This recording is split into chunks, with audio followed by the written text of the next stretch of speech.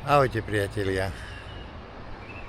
Naša dnešná cyklotrasa je pokračovaním trasy Belo-Dunajec.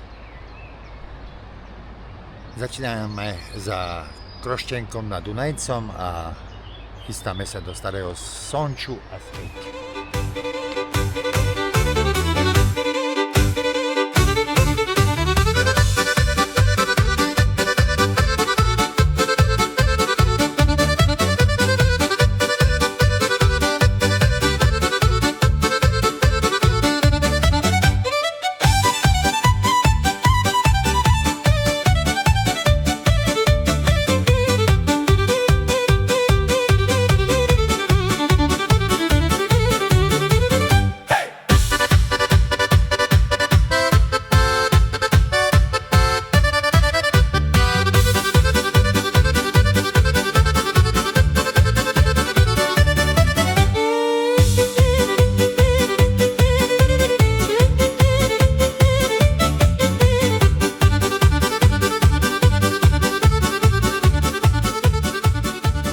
Krásny most cez Dunajec.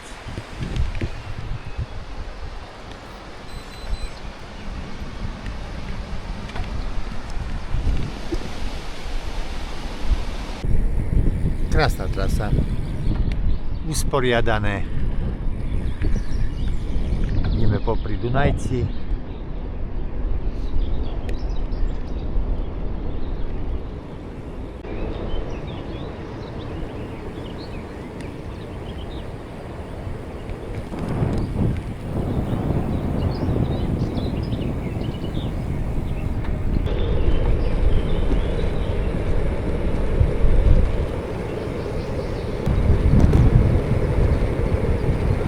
98% trasy je asfalt. Určite doporučujem túto trasu. Je Belo-Dunajec. Je krásna trasa.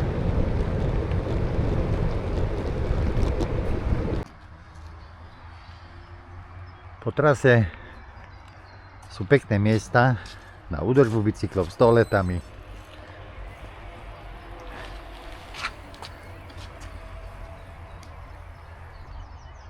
Ideme okolo 20. júna, takže ešte nie sú prázdniny, počasie je nádherné, až teplo je, okolo 28 stupňov. Parádne vykosená trasa. A zatiaľ dosť je to v tieni.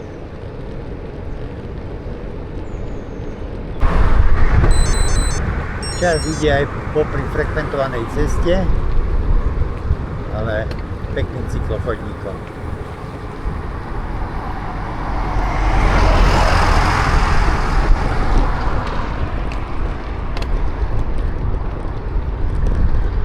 Chodí sa cez Dunajec, cez mosty.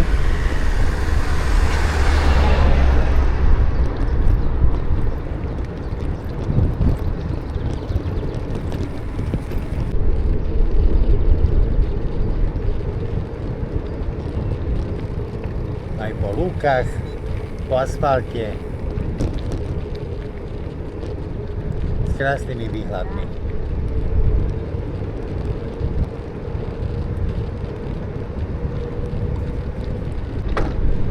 Miniame pekné dedinky s úzkými asfaltovými cestičkami. Takže sa blížime do Starého Sonču. Pozrieme na mestičko a vraciame sa nazad. Uvidíme po akej trase ešte. Blížime sa do centra Starého Sonču.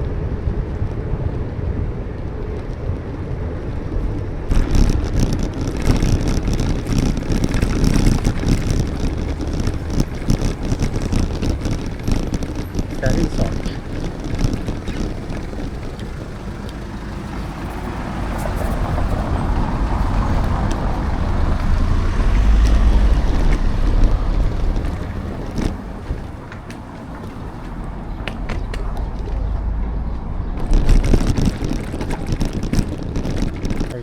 ocitli aj na trhu. Babka ide nakúpiť.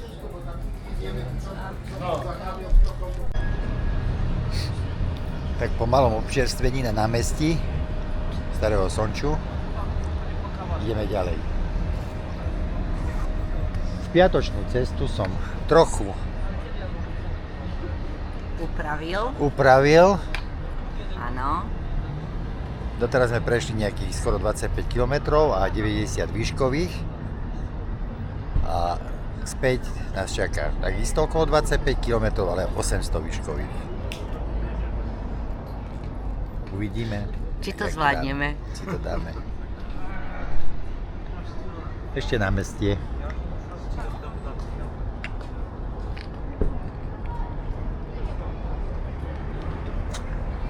Doplnenie vody. To pôjde, uvidíme.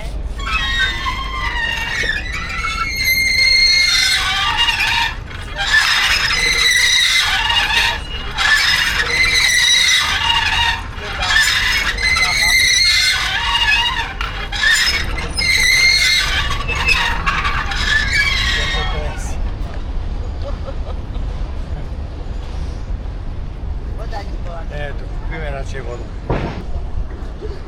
Že vraj ide, ale... Nám sa nepodarilo.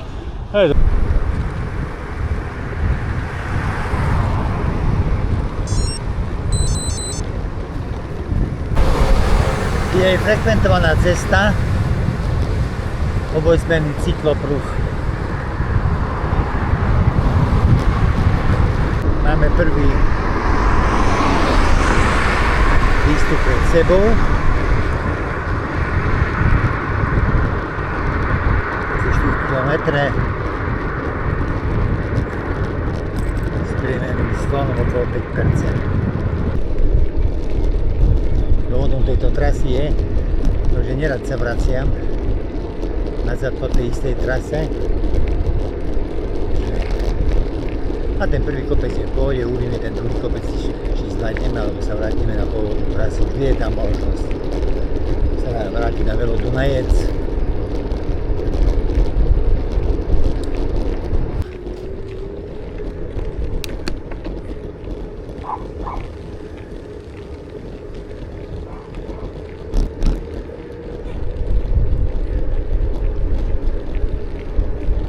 Tu sú preteky cestných bicyklov do kopca. Už teraz je to zaujímavejšie. Už máme 9%.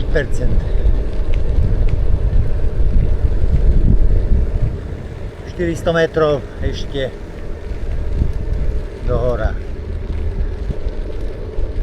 Babka s gumidžúsom ide. Ale tie poľské úzke cestičky vyasfaltované sú parádne na bicyklovanie.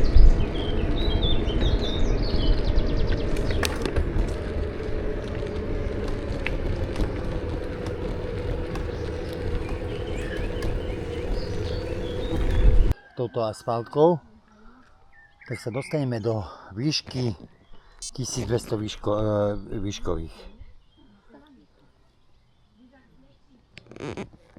Tu sú tie preteky do kopca. Teraz nás čaká zastúžený zjazd s výhľadmi.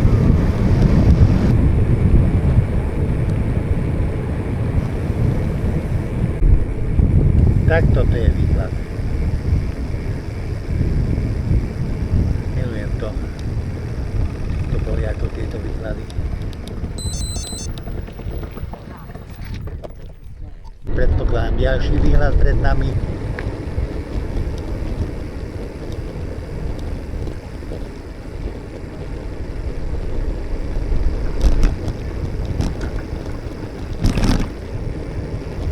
A zjazd.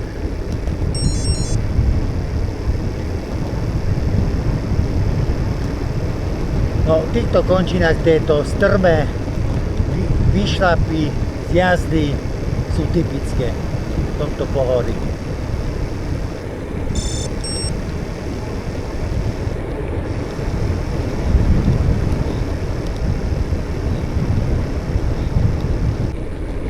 No čo poviete na tú odbočku? Na túto odbočku z oficiálnej cyklotrasy. Nie je to krása?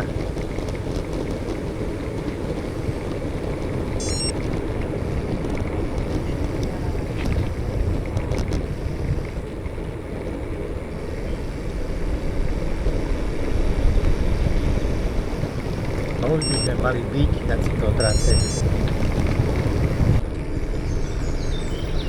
Poliaci obľúbujú bývanie na lazoch, tak na osamote. Len by ma zajímalo, že keď v zime je taká dobrá poladovica, tak to je množstvo úzkých cestičiek, strmých. Asi každý doma má aj sol, aj posypový materiál, aj traktor, tak si to sami udržiavajú podľa potreby.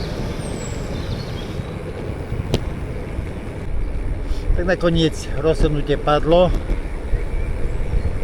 že vynecháme tú druhú časť kopcov, ale aj tu máme kopce.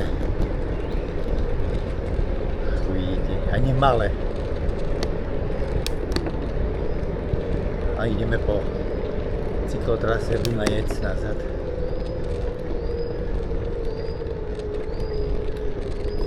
Ale krasota tie lazy a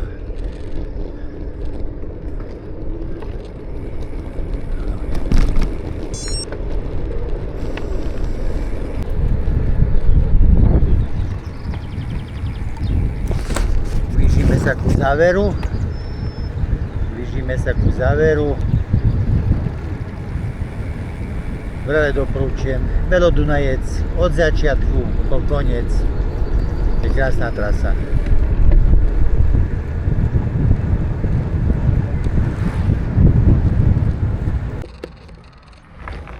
Tu máme po kavičke v dedinke Lacko. Horúčavy pekne udreli. Tak tu sme začínali, ešte pár kilometrov. Na záver naozaj doporučujem rôzne časti trasy Velo Dunajec. Je to pekne vybudované, bezpečné, bez extrémnych výškových rozdielov okolo Dunajca.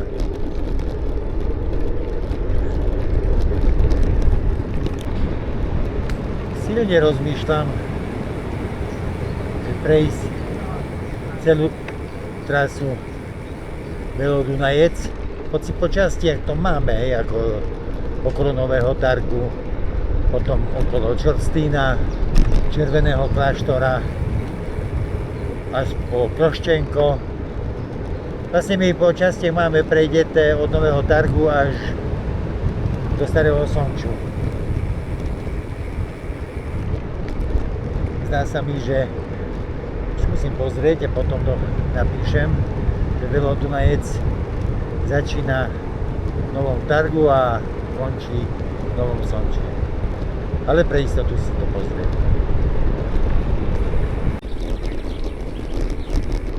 Tak sme pri konci našej trasy, nejakých 55 km, 600 metrov výškových skoro. Veľmi dobrá trasa.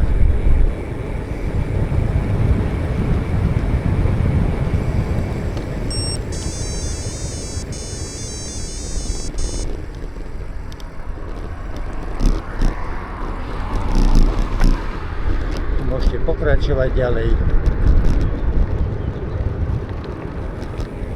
Cyklotrasa vedie až do Šťavnice, až do Červeného kláštora, do Nového Targu.